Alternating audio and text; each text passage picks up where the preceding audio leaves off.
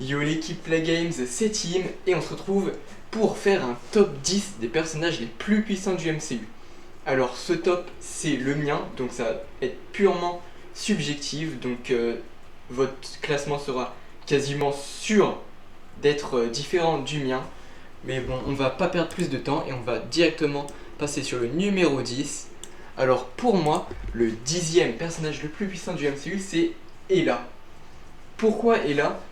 Tout simplement parce que comme on le voit dans Thor Ragnarok, elle est quand même assez puissante pour détruire le marteau de Thor et ensuite pour essayer en tout cas de prendre le contrôle d'Asgard jusqu'à ce que Thor revienne. Donc voilà, je trouve que ce personnage mérite largement la place de 10ème et déjà d'être dans le classement parce que je pense que c'est un des plus puissants du coup personnages du MCU en tant que méchant, sachant qu'il y en a un autre que vous vous doutez bien qui va sûrement être là. Donc voilà, sachant que on la voit que dans un film et qu'elle est quand même dans ce classement, donc bonne performance pour Hela. Maintenant, numéro 9, Iron Man.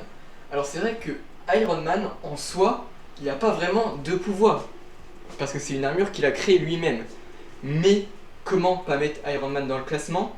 C'est un peu lui qui a tué Thanos quoi. C'est lui qui a claqué des doigts, mais pas cette fois pour décimer littéralement la moitié de la population, mais cette fois pour tuer Thanos. Donc malheureusement ça lui a coûté la vie, il était sûrement pas assez puissant du coup pour ça, mais il est quand même assez fort pour prendre les pierres de l'infini et ainsi tuer Thanos.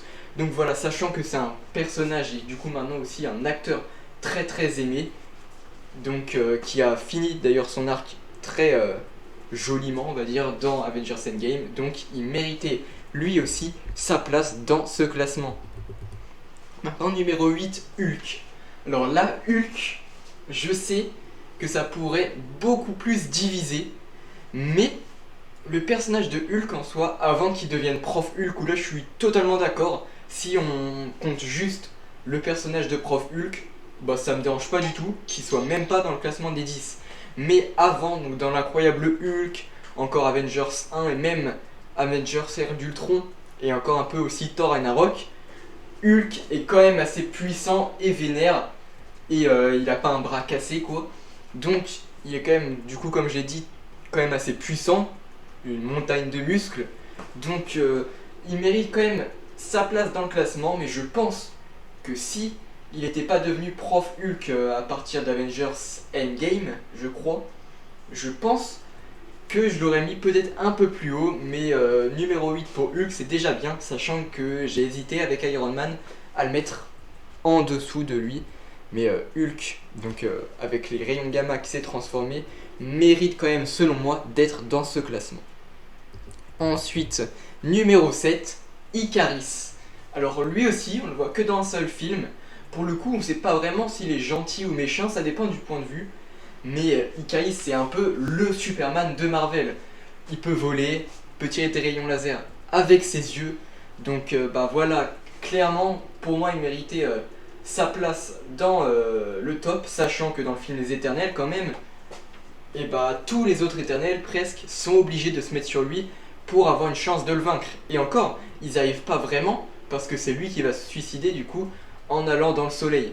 Donc vraiment Ikaris c'est un personnage très puissant, clairement selon moi, et là par contre je pense pas du tout me tromper, le plus puissant des Éternels, même s'il y a par exemple Gilgamesh qui est quand même un peu fort, et même s'il est mort, et aussi Circé, mais selon moi Ikaris est largement au-dessus d'eux, donc il méritait largement sa place dans le classement, sachant qu'il est vraiment très badass avec l'acteur Richard Madden, je crois qu'il joue, donc qui convient bien pour le rôle, même s'il n'est pas totalement comme dans les comics, mais on parle du côté cinéma, donc c'est pour ça qu'il est très très stylé et très puissant pour moi dans le MCU.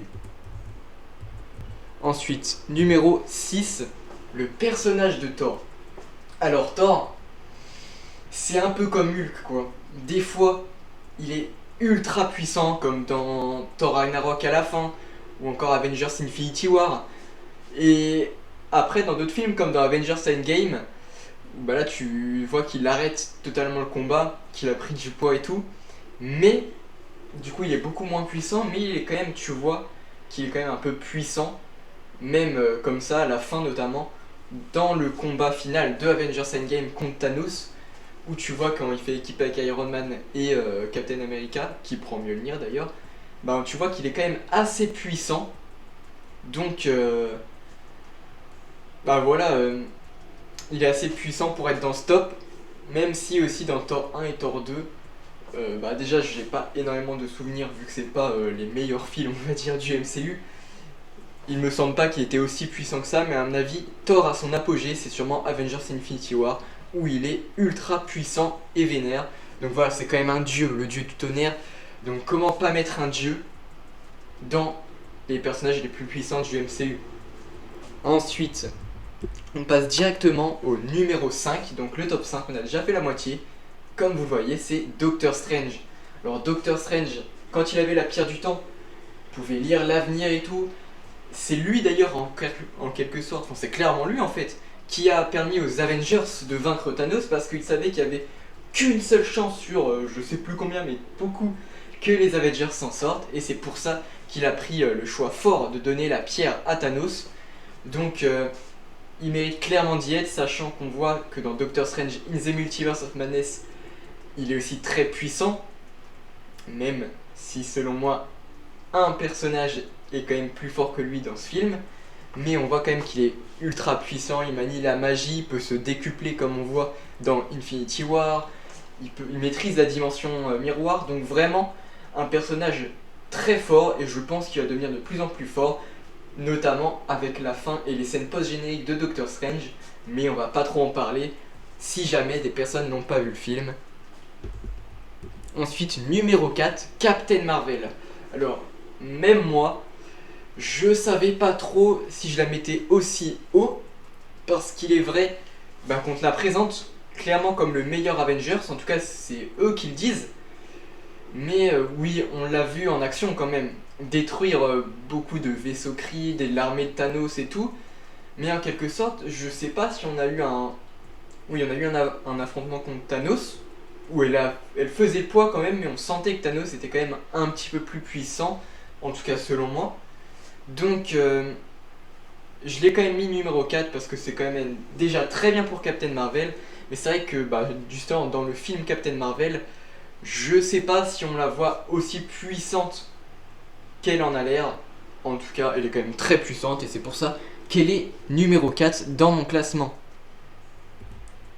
Et ensuite, numéro 3, Thanos. Alors comment également ne pas mettre Thanos sachant que c'est le personnage, le méchant en tout cas, un des méchants les plus emblématiques maintenant du cinéma et le meilleur méchant du MCU largement.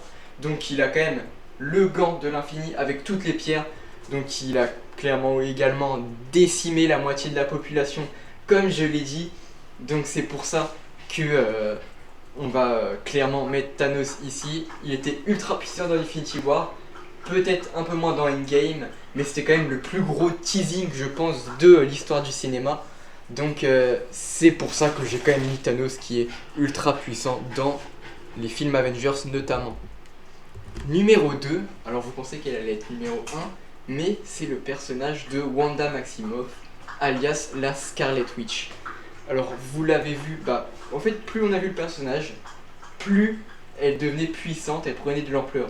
Donc on la voit pour la première fois dans Avengers Ère d'Ultron, où tu vois déjà qu'elle est puissante mais elle est pas du tout à son plein potentiel. Ensuite dans Civil War, tu vois qu'elle a un peu progressé mais c'est pas du tout, pas encore la plus puissante des Avengers.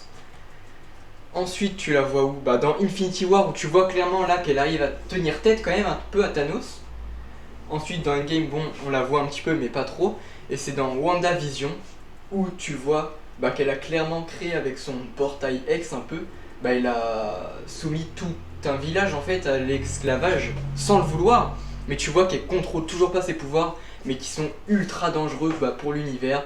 Et ça se conclut, on va dire, dans Doctor Strange où tu vois tout ce qu'elle peut faire juste pour récupérer ses enfants qui n'existent pas vraiment en fait dans son univers. Mais tu vois qu'elle est ultra puissante, qu'elle tue beaucoup de personnes. On va pas trop spoiler encore une fois le film, mais elle est vraiment très forte. Et vous allez me dire, mais si c'est pas Wanda la numéro 1, qui c'est? Eh bien, selon moi, Arishem mérite d'y être. Alors, c'est vrai que dans le MCU, on l'a pas encore beaucoup vu à l'action, on va dire, mais regardez sa taille déjà. Il est gigantesque, il est bah, beaucoup de fois plus grand que la Terre, donc il peut la détruire à tout moment. Donc c'est un peu, je sais pas si c'est le créateur des Célestes, mais déjà c'est le créateur des Éternels. Et bah il met des œufs, on va dire. Enfin en gros, il fait éclore des Célestes, pardon, dans par exemple la Terre comme dans le film Les Éternels. Et donc il peut clairement détruire toutes les planètes qu'il veut juste pour faire naître de nouveaux Célestes. D'ailleurs, bah, il en a déjà détruit plein, sûrement, et il allait détruire la Terre, même si heureusement les Éternels l'ont sauvé. Donc voilà, Arishem numéro 1 selon moi, et je pense qu'on va encore plus le voir à son plein potentiel, sûrement dans les Éternels 2. Donc il mérite clairement d'être dans le top. Numéro 1, bah, c'est vraiment selon moi, mais je pense qu'il peut quand même y être. Et sachant qu'il y a d'autres personnages que j'ai hésité à mettre comme Vision, ou encore Kang, mais on l'a pas encore vraiment bien vu en Kang. On l'a vu dans Loki, mais il n'était pas ultra fort, donc je l'ai pas mis. Et aussi j'ai hésité, enfin j'ai pas du tout hésité, mais je me disais que Gore, s'il avait été beaucoup mieux fait dans le film Thor, et qu'il aurait été comme dans les comics, il aurait clairement été concurrent à Stop, mais finalement il n'y a pas été. Donc le numéro 1 ça a été, comme je l'ai dit, Arishem. Et voilà mon classement. N'hésitez pas à vous abonner, à liker la vidéo si elle vous a plu, mais surtout à écrire votre propre top dans les commentaires. Sur ce, c'était Tim de la chaîne Play Games, la chaîne qui parle de tous les sujets. Et on se dit à la prochaine.